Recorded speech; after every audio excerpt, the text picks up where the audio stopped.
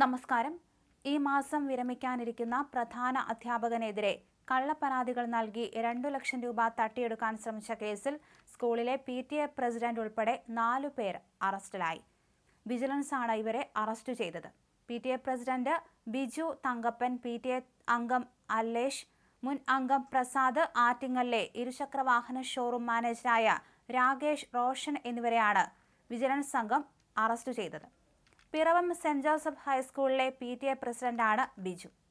School ഫണ്ടിൽ തിരിമറി നടത്തുന്നുവെന്ന് ആരോപിച്ച് പിറവം സ്വദേശി പ്രധാന അധ്യാപകനെതിരെ കള്ളപ്പരാതികൾ അയച്ചിരുന്നുവെന്ന് വിജിലൻസ് വ്യക്തമാക്കി. ഇതിൽ അന്വേഷണം നടത്തി. തുടർന്ന് ബിജു തങ്കപ്പനും അല്ലേഷും പ്രധാനാധ്യാപകനെ പരാതിക്കാരനായ പ്രസാദിന്റെ വീട്ടിലേക്ക് വിളിച്ചു വരുത്തി ഭീഷണിപ്പെടുത്തി.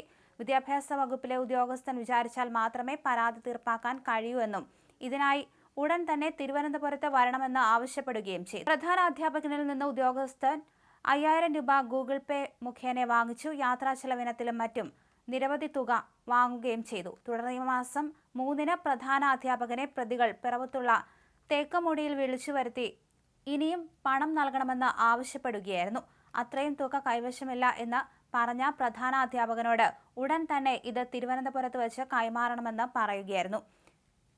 എന്നാൽ ഇദ്ദേഹം ഇത് പോലീസിനെ അറിയിക്കുകയായിരുന്നു. അതാണ് ഇവരെ കുടുക്കാൻ കാരണമായത്.